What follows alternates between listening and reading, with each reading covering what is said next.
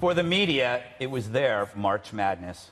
The wheels of change are happening, and I'm getting chills just having this conversation just north of the National Mall, where women's suffrage started and civil rights. There's really a handful of marches that you remember, that our town remembers: the civil rights marches of the 60s, the abortion rights marches of the 80s and 90s, Tea Party, Million Man March. I think about those things. This is right up there. These young people are very much like the anti-Vietnam protesters in the late 60s. It was the beginning of a protest.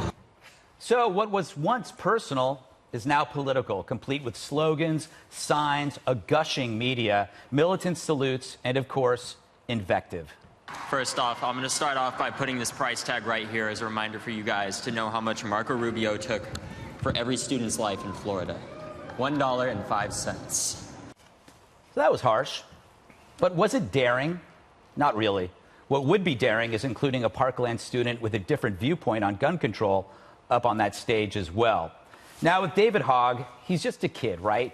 So the media says off limits. But the Rubio thing, that was lame grandstanding. Is that too harsh to Mr. Hogg? Not really, because by criticizing him, I'm complimenting him. He's now a revolutionary, like other well-organized and well-funded revolutionaries. Not challenging revolutionaries would be patronizing. But if you're asking me, the students from Parkland had a real gripe. A craven sheriff didn't do his job as well as an insane killer did his. So 17 people died. The students thought their school should be a safe space, not like the safe spaces of older college kids who weep at the hint of painful truths, but a real safe space, protected from madmen, and when necessary, shielded by grown-ups with guns. The same goals of sensible students should not be ignored by the NRA. But if the other truth is ignored by parents, we'll go on blaming guns for acts of evil instead of actual evildoers. And in 4 years, you will end up with cowering undergrads majoring only in sanctimony and sign-making. There was a great story after this. Killer Mike, who's an amazing rapper, did an interview with the NRA, with Colin Noor, about why his kids weren't marching. Let's roll that. I told my kids on the school walkout, I love you. If you walk out that school, walk out my house. I'm laughing, but it's so serious. That's simple. We are a gun-owning family. Yeah. We are a family where my sister farms. We're a family where we'll fish, we'll hunt, but we are not a family that jumps on every single thing an ally of ours does, because some stuff we just don't agree with. Now, he had to apologize for that, Juan. Do you think he should have apologized? I don't know. What did he apologize for? For what he just said. He had to apologize for saying he wouldn't allow his kids to go to that march. Was that right for him to apologize? I don't think so. Why can't he? I mean, did he say he was going to punish? Is that what he's apologizing? No, he was saying he wasn't going to allow his kids to go. Was he apologizing because people said you're infringing on your child's right to express their opinion? No, he apologized because he realized he went against the forced assumptions of his friends in the progressive movement. I don't know anything about that. I mean, he can say, I think there are people who, especially people who live in rural parts of the country, and as he was saying, are accustomed to hunting, fishing, and all that, who are much more comfortable with guns. But that's not the issue. We're talking, the issue here is what happened in Parkland, what happened in places like Columbine now almost 20 years ago, what happened at Virginia Tech, Newtown. That's what we're talking about. And to me, I'm just struck that people will try to diminish the power of what happened over the weekend, the incredible turnout, the incredible numbers, not just in Washington, but around the country, of people trying to express, something's wrong, and we need to really have honest discussions and confront it. Like I was on Fox News Sunday yesterday with Newt Gingrich, the former speaker, says to me, who's paying for this? And I think to myself, so you question the authenticity, the sincerity of these young people? Or to say, as you were saying today, why aren't they mad at Sheriff Israel? And I think to myself, well, you can be mad, but that's the heart and soul of it, is that we see repeat occasions in this country of this kind of incident.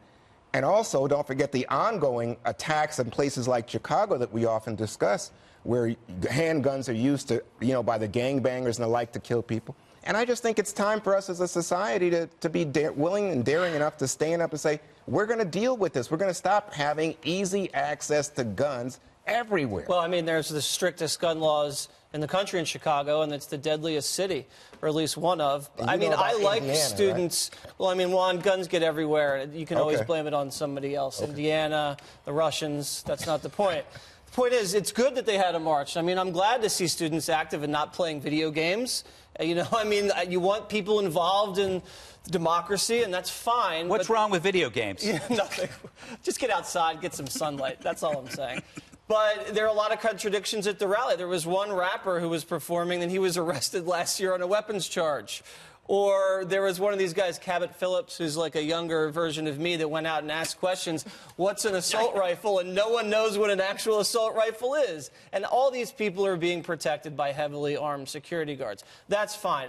The guy, is it David Hogg or Hoggs? He started off, and I've seen him on Fox News, he started off as this balanced, nice kid who was reporting the facts about what were happening at the school, and he's just now become a real bomb thrower. And someone like this, I think, isn't helping the conversation. It makes people get their backs up. This guy makes people think, you're coming for my guns. You're going to say that Rubio has blood on his hands because he takes money from the NRA. Maybe he takes money from the NRA because he supports the Second Amendment. It would be more scandalous if the NRA was buying off Democrats and they were voting for NRA legislation, even if they didn't believe in it. So that doesn't make any sense to me.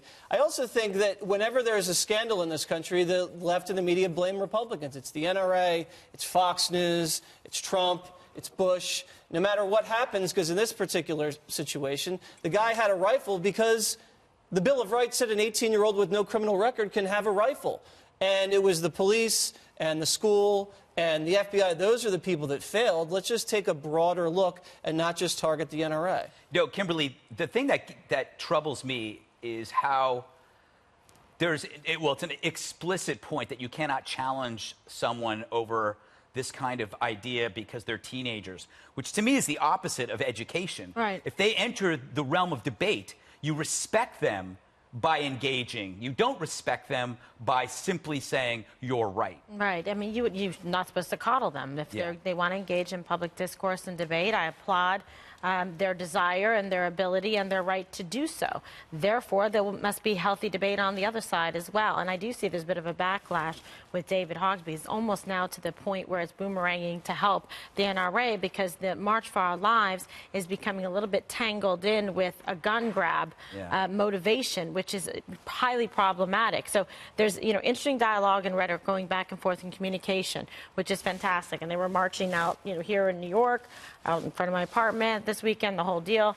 And it's good to see people getting involved. That's what we want. That's what we fought for, our freedoms for this country. But nevertheless, we also fought to have our Constitution and to have our Bill of Rights, and the Second Amendment is healthy and it's robust, and there are protections, in place. So, listen, we'll see what happens, the fallout, from this. But it's not just it's not too smart to just focus on the guns themselves. Yeah, Dana, is it possible that the kind of incendiary rhetoric validates the law-abiding gun owners' fears that it's not about bump stocks, it's about confiscation? When you see people up there saying, I don't want any guns.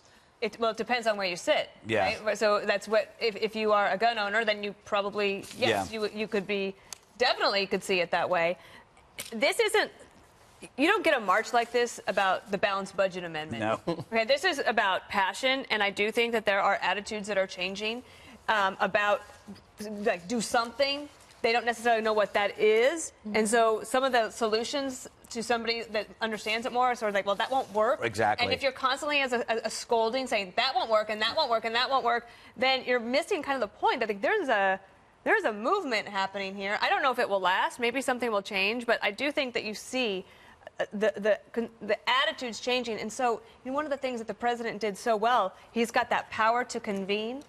And no one's going to turn down an invitation to come and talk. And it might be that he could be the one to bring some NRA folks together and some of these March for Our Lives folks together and say, let's get in a room and let's talk about it. Even if it doesn't lead to a solution, maybe it could just calm the tension a little bit. Yeah, I mean, the first step is you feel something, and then the next step is that you want to do something. But in between, you should read something. Yeah. Because there's so much literature out there about gun control that a lot of people don't know about. And if you just take 2 hours. Can I just say, David French has a piece up that just posted on National Review. It's talking about gunsplaining. Yeah.